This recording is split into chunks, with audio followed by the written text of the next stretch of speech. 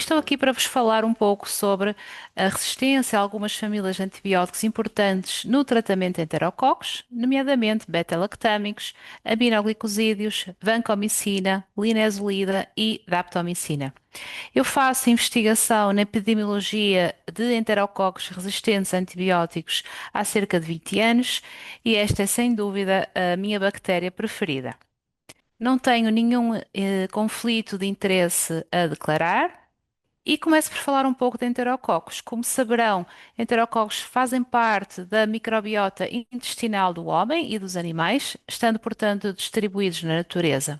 No entanto, este género de bactérias acumula características naturais que lhes permitem resistir a vários antimicrobianos, incluindo antibióticos muito importantes, e podem superar condições bastante adversas, sobrevivem a uma variedade grande de pH, temperaturas, sal, sais biliares, stress oxidativo, entre outros. E, portanto, sempre que há oportunidade, eles podem causar infecções em humanos, especialmente em pessoas hospitalizadas que estão imunocomprometidas, idosos, tratados com múltiplos antibióticos por períodos prolongados, sendo então tipicamente oportunistas. Ifécium e Fecalis são as espécies mais frequentes como agentes de infecções hospitalares e estão predominantemente associados ao trato urinário, a infecções pélvicas, de feridas cirúrgicas, mas também algumas mais graves, como, por exemplo, endocardite ou mesmo bacteriémia. Ifécium é mesmo reconhecida como uma bactéria prioritária quando associada à resistência à vancomicina, segundo a Organização Mundial de Saúde. E dada a sua capacidade única de adquirir e acumular múltiplos genes adaptativos muito facilmente, que a tornam cada vez mais resiliente no ambiente hospitalar. Este aumento na frequência de enterococos correspondeu aproximadamente à introdução das cefalosporinas de terceira geração, às quais enterococos são naturalmente resistentes, e atualmente conhecem-se casos de resistência a todos os antibióticos importantes no tratamento desta bactéria, sobretudo associados a esta espécie, Faecium, mesmo os de última linha, e portanto não dispomos de grandes alternativas terapêuticas para isolados multiresistentes. O tratamento de enterococos é então viável com o uso de diversas famílias de antibióticos, desde que não hajam mecanismos de resistência adquirida. No entanto, a eficácia destes tratamentos pode ser comprometida devido à alta taxa de resistência de infecção, sobretudo, a muitos destes antibióticos, particularmente no caso de estirpes resistentes à vancomicina, que passarei a designar de VRE. A Organização Mundial de Saúde estabeleceu grupos de antimicrobianos de importância crítica, de forma a assegurar que são utilizados com prudência, tanto na medicina humana como na medicina veterinária. E neste ranking estão incluídos os glicopéptidos, como antibióticos da mais alta prioridade, que incluem a vancomicina, os aminoglicosídeos, que incluem a gentamicina, as oxazolidinonas, que incluem a linezolida, os lipopéptidos, que incluem a daptomicina, e as aminopenicilinas, que fazem parte do grande grupo dos beta-lactâmicos. E para todas estas famílias e genes de resistência podem ser adquiridos de fontes não humanas, e no caso da linezolida e da daptomicina, estes podem mesmo ser a única alternativa terapêutica para tratar enterococos multiresistentes, especialmente VRE. Portanto, para todas as famílias que irei abordar, as diretrizes para a realização, leitura e interpretação dos antimiogramas, independentemente do método utilizado, ahm, são fornecidas pelas normas EUCAST. Os testes de suscetibilidade antimicrobiana EUCAST são realizados com métodos fenotípicos, em que a microdeleção em caldo é o método de referência, pelo qual são calibrados os métodos automáticos, que são, obviamente, responsabilidade de cada fabricante, e a difusão em disco está perfeitamente standardizada.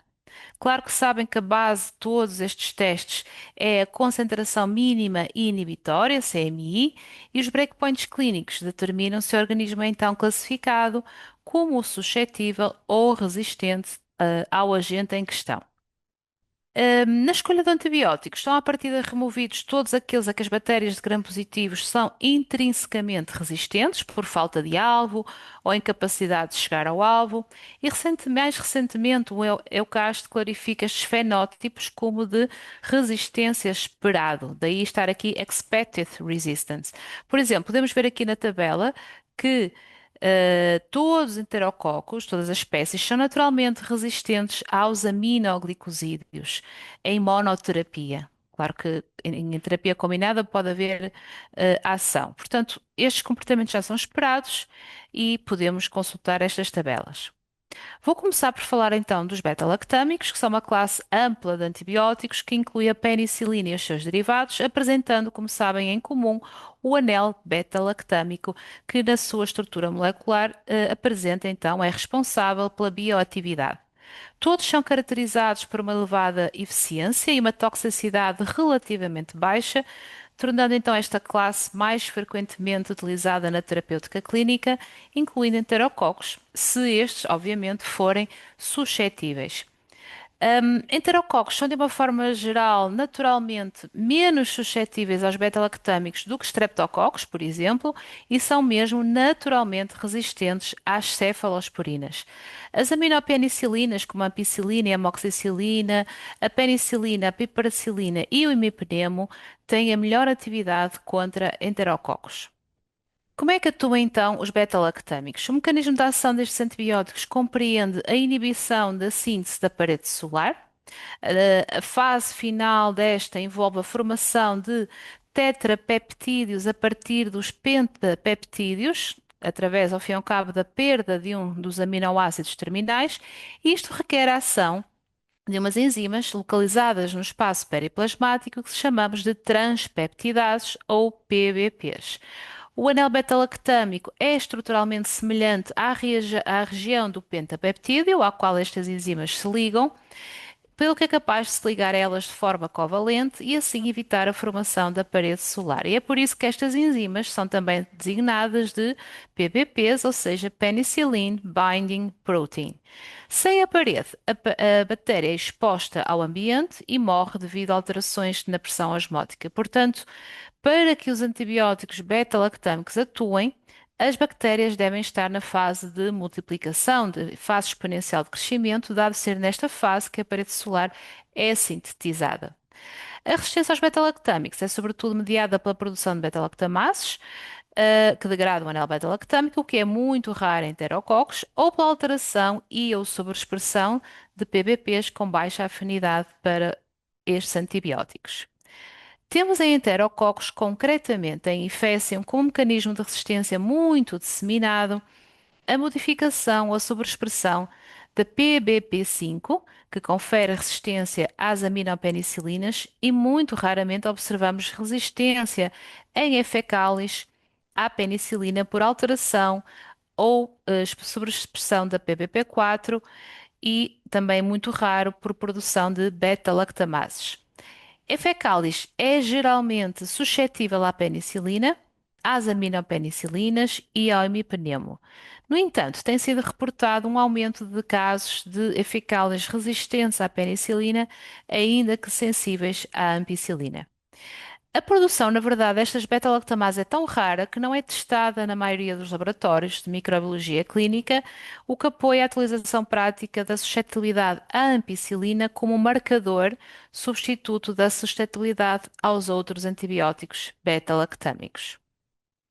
A resistência às aminopenicilinas é muito comum em Efécium, como disse, com valores superiores a 80% em todo o mundo e uma média de quase 90%. Em contraste, a E. fecalis continua a ser altamente suscetível a esta subclasse de antibióticos. Este tipo de resistência também está bastante disseminada em ambientes não hospitalares, nomeadamente animais de produção, animais de estimação e animais saudáveis, ainda com taxas bem menores.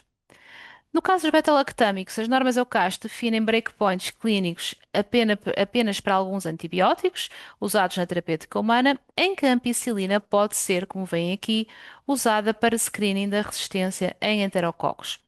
Isolados categorizados, então, como suscetíveis Podem ser usados em combinação com exposição alta. Isolados considerados como resistentes, devem ser reportados obviamente como resistentes, e a adição de um inibidor de beta-lactamases não tem interesse neste caso, nenhum clínico, já que é extremamente raro que enterococos produzam beta-lactamases. Queria só salientar aqui neste slide que não há breakpoints, como podem ver, para as cefalosporinas e apenas o imipenemo, nesta categoria, pode ter alguma atividade apenas contra a espécie Enterococcus fecalis. Termino esta parte dos beta-lactâmicos por salientar que os métodos de difusão em disco e de difusão em gradiente são, na verdade, métodos manuais viáveis para a avaliação da suscetibilidade dos enterococos aos beta-lactâmicos, mais frequentemente à penicilina ou à ampicilina. Uma boa performance no geral, mas têm sido reportadas algumas incongruências pelo método de difusão em disco, que pode ter a resultar numa overcall ou numa sobreestima de resistência à ampicilina. Tem sido reportada uma boa performance no geral do VTEC 2, mas pelo contrário, este pode subestimar a resistência à ampicilina em féceo. No caso de fecalis sensíveis à penicilina, as tiras de teste ou VTEC podem classificar mal estes isolados em comparação com a microdiluição e em caso de serem resistentes à penicilina e suscetíveis às aminopenicilinas, sabemos que a suscetibilidade à ampicilina é um indicador pouco fiável da suscetibilidade in vitro ao imipenemo ou à piperacilina. Portanto, é preciso ter aqui cuidado com estes pontos.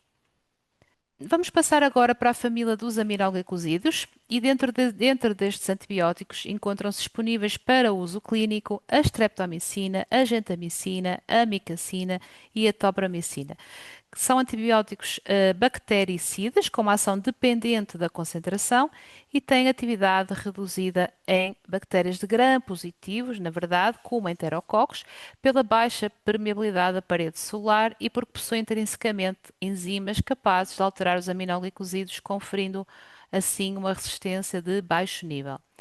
Os aminoglicosídeos atuam por inibição da síntese proteica, ao ligarem-se irreversivelmente à subunidade ribossómica 30S, e esta ligação provoca uma leitura incorreta do RNA mensageiro durante a síntese proteica, levando à produção de proteínas defeituosas, não funcionais ou mesmo tóxicas. E, portanto, estas proteínas defeituosas perturbam a membrana da célula bacteriana e outros processos celulares críticos, levando, em última análise, à morte da bactéria.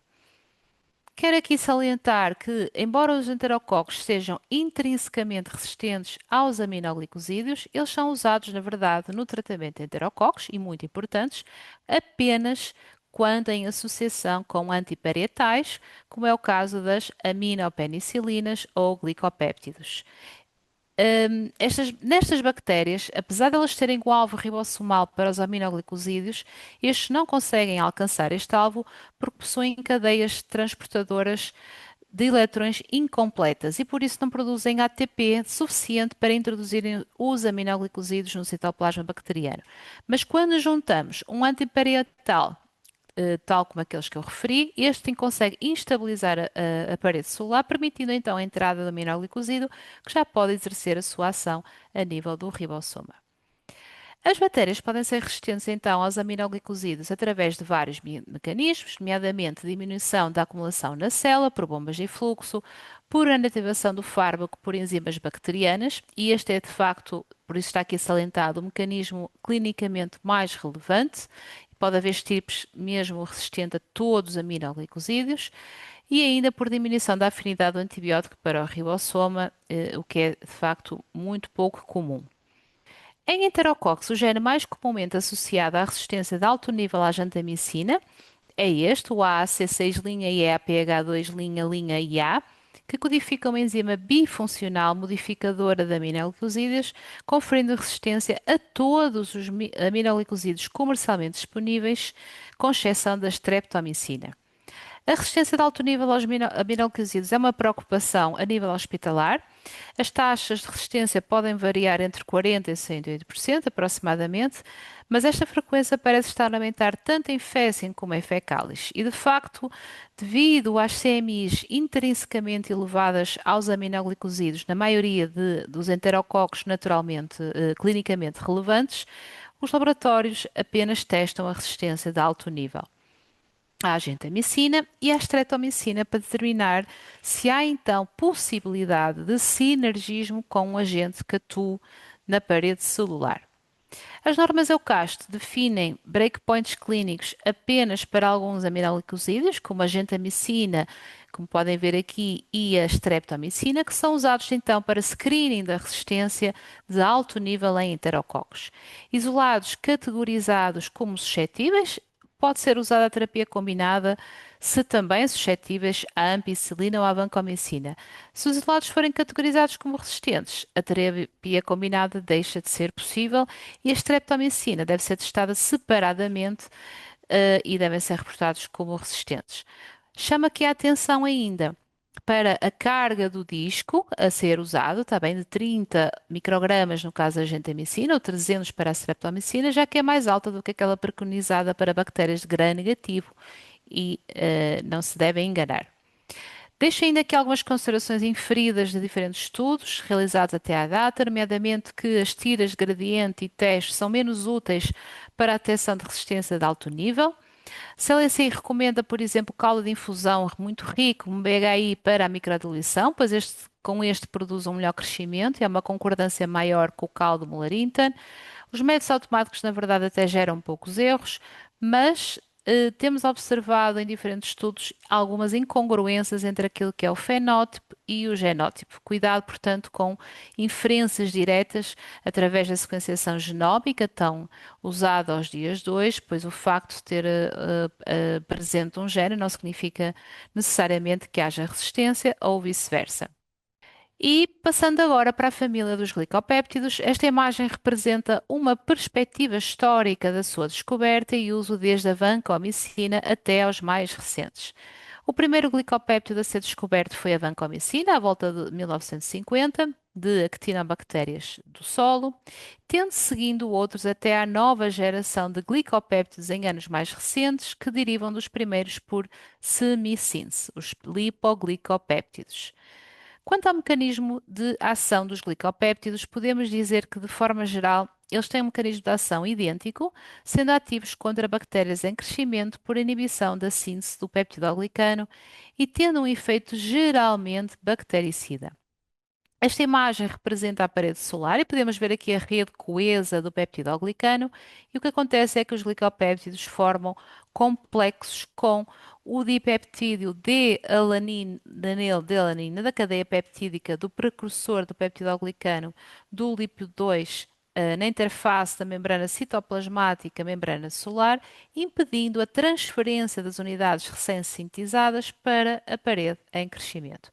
E, portanto, este acontecimento gera a lise da célula bacteriana por ação de autolisinas e é importante salientar que este mecanismo é diferente do mecanismo de ação dos beta-lactâmicos, que também atuam por inibição da síntese da parede celular.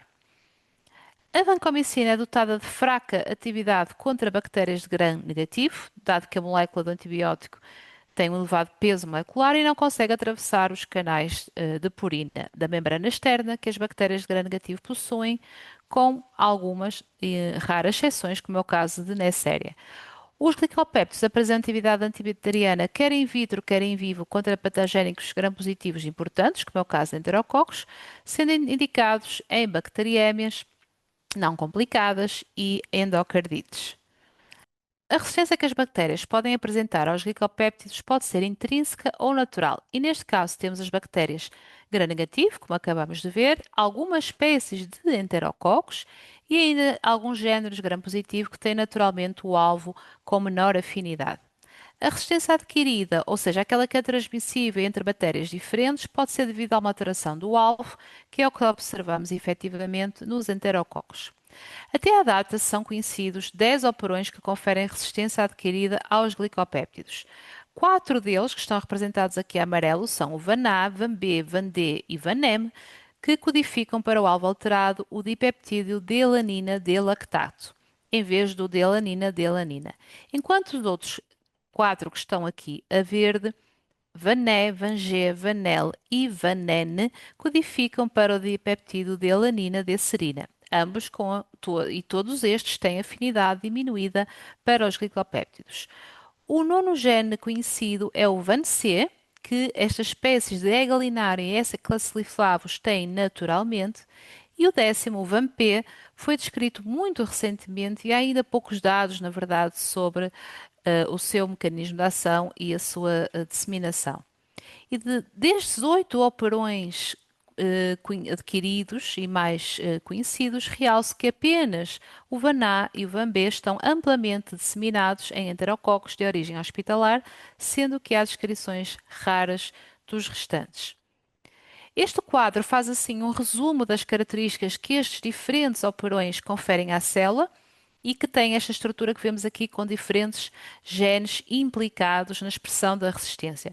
Como podemos ver, os genes que codificam para DL, D-lactato, que é amarelo, estão associados a uma maior expressão da resistência e a concentrações mínimas inibitórias mais altas, porque a substituição de DL-DL por DL-D-lactato diminui a afinidade de ligação em cerca de 1000 vezes, enquanto a substituição com DL-D-serina é menos dramática, digamos, e reduz a afinidade da ligação em menor grau, cerca de 7 vezes. A epidemiologia de enterococos resistentes à vancomicina de VRE é complexa, é difícil de entender porque há grandes diferenças entre países tão próximos contíguos na Europa, por exemplo, mesmo vizinhos, e nos últimos anos a média europeia tem vindo a aumentar, assim como noutras regiões do mundo, como por exemplo na Austrália. Atualmente as taxas de resistência variam entre 8% e 50% em diferentes regiões do mundo, havendo de facto uma grande variabilidade. E sem entrar em grandes detalhes, queria chamar a vossa atenção para um aspecto muito importante no caso dos enterococos resistentes à vancomicina, que são os VVE, ou os enterococos variáveis à vancomicina, que têm despertado a nossa atenção em anos mais recentes por estarem a aumentar de número. VVE são enterococos positivos para VANA, mas sensíveis aos glicopéptidos e à vancomicina, e o que acontece é que têm a capacidade de reverter para um fenótipo de resistência após exposição à vancomicina. E, portanto, o número de casos tem crescido na última década e saliento que só têm sido detectados com o screening de VANA em isolados sensíveis à vancomicina, por PCR ou por WGS, por algum método. Portanto, de outra forma, estes passariam despercebidos e isto constitui, obviamente, um desafio no diagnóstico clínico com possíveis falhas terapêuticas. No que concerne ao teste de suscetibilidade à vancomicina, os problemas maiores são na identificação de isolados com VAM-B, que tem aumentado em muitas regiões, já que a resistência expressa é muito mais baixa que no caso de isolados VAN-A, havendo mesmo falhas com sistemas automáticos, como VITEC, e mesmo métodos de referências como a microdiluição. É também essencial interpretar os limites do halo de inibição, com especial atenção, pois bordas com zonas difusas ou colónias dentro do halo devem ser consideradas como de resistência à vancomicina. E para fazer face a todos estes desafios na detecção de VAM-B, foram propostas várias estratégias para aumentar a precisão da sua detecção.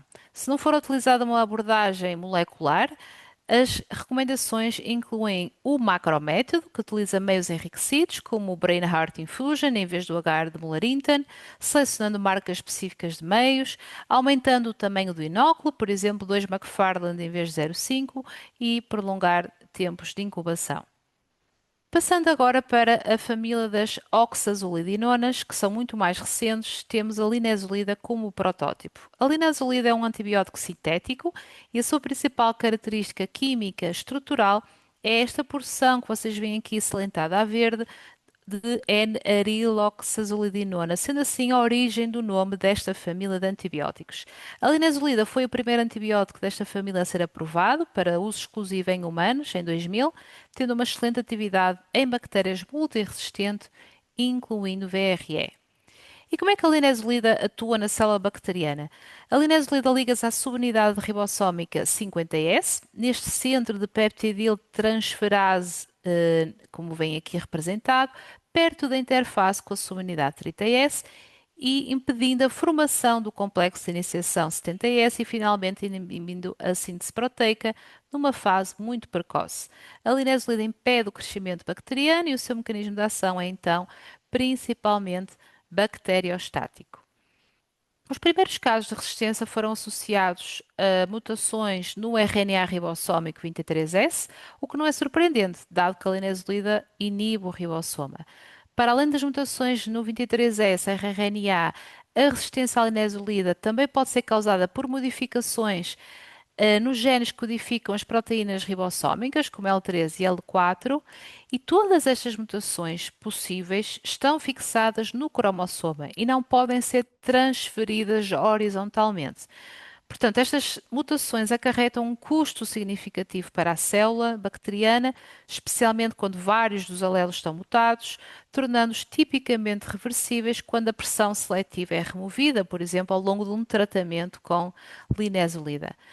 Mas para além destas mutações possíveis, estão descritos três genes que podem ser transferidos entre bactérias, disseminando-se de forma muito mais fácil entre diferentes origens e hospedeiros, que conferem resistência então à linezolida. O primeiro gene a ser descrito, CFR, foi originalmente descrito, na verdade, em estafilococos, depois seguiu-se a descoberta do gene POXTA e, mais tarde, ao PTRA, e estes dois são muito mais frequentes em enterococos.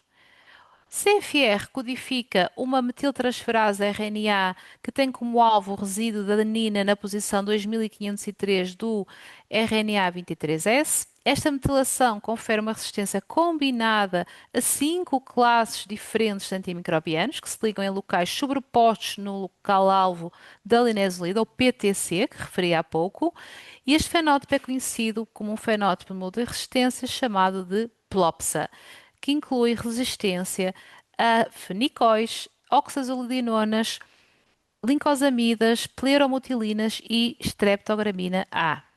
O gene CFR está pouco disseminado em enterococos, na verdade, é muito mais frequente em estafilococos e é de notar que confere resistência apenas para linezolida e não tedizolida, que é outro antibiótico desta família, enquanto OPTRA e POXTA codificam resistência para ambas as oxazolidinonas, linezolida e tedizolida, para além de fenicóis. Embora o gene CFR esteja disseminado em estafilococos, a sua ocorrência em enterococos foi registada esporadicamente em diferentes espécies e hospedeiros e muito raramente em isolados clínicos. Além disso, parece que CFR por si só não confere um fenótipo completo de resistência à linezolida e ao Plopsa no caso de enterococos. Já o gene OPTRA codifica uma proteína ABCF que confere resistência a fenicóis e oxazolidinonas por proteção do ribossoma e não por efluxo de fármacos como se pensava inicialmente. Há pelo menos 69 variantes de OPTRA, portanto, deste gene, e o que é importante, pois foi sugerido que variantes específicas podem estar ligadas a valores de resistência clínicas, enquanto que outras não. Está agora bem estabelecido que enterococos são a principal bactéria hospedeira de OPTRA, com várias descrições em todo o mundo.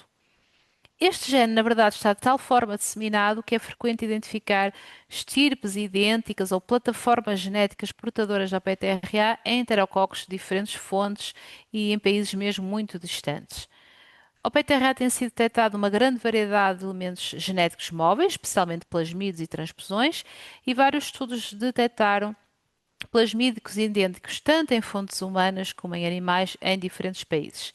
Tal como os plasmídios portadores CFR, estes plasmídios com OPTRA podem apresentar uma variação considerável em termos de tamanho e composição genética, podendo transportar até 13 genes de resistência para além da OPTRA, com muitas opções de eventos de co-seleção. Tal como a PTRA, o gene POXTA codifica uma proteína de proteção ribossomal da família ABCF e é capaz de conferir uma suscetibilidade reduzida aos fenicóis e às oxazolidinonas. Quando o POXTA foi descrito, afirmou-se que, para além disso, conferiria resistência às tetraciclinas, mas saliento que mais recentemente novos estudos não confirmaram esta capacidade. Em comparação com o CFR ou a PTRA, o POC-STAR está muito menos disperso a nível geográfico e é sobretudo detectado em enterococos, particularmente na espécie Ifécium, também em várias origens e hospedeiros. Plasmídeos de tamanho variável parecem também desempenhar um papel importante na disseminação deste gene, POC-STAR, entre os heterococos, com, mais uma vez, uma grande variedade de opções para eventos de co-seleção com outras famílias de antibióticos. E apesar da circulação comum e fácil destes três genes adquiridos, as taxas de resistência à linezolida parecem continuar a ser globalmente baixas a nível hospitalar, embora tenhamos observado um aumento global, em geral, nos animais e na comunidade, muito mais do que nos hospitais. Estes valores podem ser ainda subestimados, dada a sua detecção subótima por sistemas automatizados de rotina, como vamos ver já mais à frente, e temos então de continuar a manter uma vigilância muito apertada no contexto de One Health ou uma só saúde. A situação é ainda mais complicada pela ocorrência crescente de estirpes com dois ou mais destes três genes, especialmente em enterococos, sendo a combinação mais prevalente esta que aqui está, CFR e OPTRA. Alguns estudos demonstraram que a sua acumulação pode de facto contribuir para níveis mais elevados de expressão de resistência, mas em geral não existe uma correlação muito clara entre a sua coexistência e um aumento dos valores de concentração mínima inibitória à linezolida, que variam entre a suscetibilidade e a resistência. Portanto, o valor de CMI não nos indica sempre a ausência de gene, como já vamos ver também a seguir.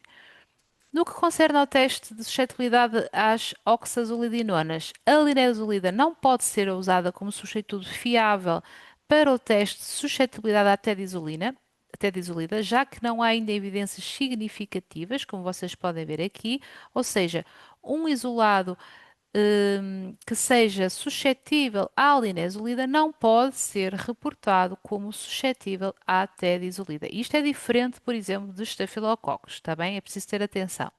E no caso desta família de antibióticos, é muito importante ler as placas de microdiluição com especial cuidado, pois são antibióticos bacteriostáticos que requerem um cuidado acrescido na sua leitura. Nos poços de fundo redondo, o crescimento aparece frequentemente com aquilo que chamamos de pinpoint, que são estes pontos mais, estes botões minúsculos que vocês estão a ver aqui e que não devem ser considerados como casos positivos. Portanto, o crescimento dos poços com antibiótico em forma de pinpoint não devem ser considerados e, para além disso, uma nota importante é que o crescimento nos poços com antibiótico pode ser diferente daquele observado no controle positivo. É normal que assim seja. E vendo melhor aqui com alguns exemplos reais, podemos observar que com a diminuição do crescimento bacteriano, como podem ver, por exemplo, aqui à direita, passamos a visualizar um botão perfeito, muito gordinho, digamos, para um botão mais pequeno, minúsculo, até este botão quase imperceptível, que não deve ser considerado, e neste caso a CMI deve ser lida aqui, onde está esta seta a apontar, portanto estes pinpoints não devem ser considerados. Isto está tudo incluído nas normas EUCAST. A difusão em disco pode produzir resultados inconclusivos, sobretudo quando os valores se situam na fronteira, no borderline da resistência, o que é frequentemente o caso de estirpes portadoras destes genes. Os meios de screening cromogénicos ou suplementados com linezolida estão a ser cada vez mais usados, com resultados promissores e já alguns estudos publicados, porque são bastante específicos e sensíveis. Outros métodos para testar a suscetibilidade à linezolida têm sido associados a taxas de erro, nomeadamente VTEC, que pode gerar falsos positivos e necessitam sempre ser confirmados pelo método de referência. O que tem sido demonstrado é, sobretudo, uma incongruência entre o fenótipo e o genótipo, principalmente pelo método de difusão em disco, que pode realmente gerar resultados inconclusivos, sobretudo quando os valores estão no borderline, o que é muito, muito frequente quando estas tipos são portadoras de genes transferíveis. Os breakpoints para a resistência à linezolida estão fixados em 8 mg por litro Leucaste. No entanto, isto pode não ser suficientemente sensível para detectar a presença destes genes, uma vez que estes estão frequentemente associados a CMIs inferiores a 8, 4, muito, muito frequentemente. Portanto, isto pode ser um desafio no diagnóstico e, como resultado, o atual limite epidemiológico, o ECOF, provisório para efécio fecal, está fixado em 4 miligramas por litro. Por conseguinte, se num estudo vosso vocês obtiverem uma CMI de 4 miligramas por litro, isto pode indicar a presença de um gene transferível e tal deve ser confirmado por um método molecular, de sequenciação, etc. Finalmente, termino com a daptomicina, um antibiótico antimembranar. A daptomicina é um dos novos antibióticos mais recentes, que oriunda de uma bactéria do solo, é aniónica, mas adquire carga catiónica na presença de cálcio, que é essencial à atividade antibacteriana. E, portanto, a daptomicina liga-se irreversivelmente ao fosfatildilglicerol na membrana citoplasmática, mediada por íons cálcio, sem atingir o citoplasma bacteriano, provoca uma rápida despolarização da membrana e, havendo destruição de RNA, DNA, síntese proteica e, portanto, morte celular. A daptomicina é ativa contra diferentes bactérias de gram positivo e tem muito menos atividade contra bactérias de gram negativo, porque estas têm muito menos quantidade de fosfatidilglicerol, que é o alvo membranar da daptomicina. É um antibiótico que está reservado para situações limite, quando outros antibióticos, como a vancomicina, falham, estando aprovado no tratamento de infecções por MRSA e acaba por ser usado off-label em enterococos em alguns tipos de infecções. O mecanismo de suscetibilidade e imunidade à daptomicina é muito complexo, variável, multifactorial e pode ainda variar de estirpe para estirpe dentro de uma mesma espécie. Portanto, acaba por ser bastante complexo. Sabe-se atualmente que resulta de adaptações complexas na homeostasia da parede solar e metabolismo dos fosfolípidos da membrana, e já foram, como podem ver aqui neste quadro, descritas várias mutações cromossomais associadas a estas alterações no envelope celular, e não há para já conhecimento de que esta resistência seja transmissível entre bactérias. Como é comum para antibióticos mais recentes, para os quais existem menos dados, quer microbiológicos, quer clínicos, é mais fácil, mais difícil, desculpem, de estabelecer claramente os pontos de corte entre a suscetibilidade e a resistência. E se vocês atentarem aqui nesta tabela, o Eucast não definiu pontos de corte para os enterococos, referenciando que os testes de suscetibilidade atuais não parecem ainda ser capazes de distinguir isolados selvagens dos que contêm mutações do tipo LIEF-SER, que é a mais comum, e, portanto, esta decisão é também influenciada pelo regime de dose necessário para a corrente sanguínea, que excedem muito o regime licenciado pela EMA. Foi demonstrado que a atividade in vitro da daptomicina é significativamente afetada pela quantidade, pela concentração de cálcio no meio de ensaio, e para o ensaio de suscetibilidade à daptomicina por microdiluição, é então recomendado suplementar o meio molar interno com uma concentração fisiológica de 50 miligramas por litro de cálcio. Assim, o método ideal para determinar a suscetibilidade à daptomicina é a microdiluição, já que é obrigatória a presença de 50 miligramas por litro de cálcio no meio, e outros métodos não estão validados porque esta concentração pode de facto variar. Ainda assim, estudos demonstram uma elevada concordância da microdiluição com o e-teste e sistemas automáticos com algumas ligeiras variações. A difusão em disco não deve ser efetuada porque nem sequer existem discos comercialmente disponíveis para o efeito. E como nós não dispomos de breakpoints atuais, os pontos de corte para a daptomicina baseiam-se em valores epidemiológicos, os de corte, os ECOFs, e a Eucasta utilizou muito recentemente, na verdade, uma orientação para endocardite, e como enterococcus é um agente muito frequente em endocardite, isto afeta, obviamente, como é que o laboratório reporta e comunica suscetibilidade a este antibiótico. E de facto, apesar de não dispormos de breakpoints atuais, com estes dados que eu vos apresento aqui à direita, de alguns estudos, quero apenas realçar que podemos inferir uma relação grosseira entre os valores CMI da daptomicina e a evolução clínica de cura em infecções de enterococos, VRE, por exemplo, e como podem ver, Quanto maior a CMI, menor a percentagem de cura. Aqui neste caso é mesmo de zero. Nenhum dos pacientes com uma CMI maior que 8 sobreviveu. Portanto, neste momento ainda é complexa esta suscetibilidade à daptomicina, mas já temos algumas luzes de orientação. E termino a minha apresentação. Espero que tenham gostado. Muito obrigada pela vossa atenção.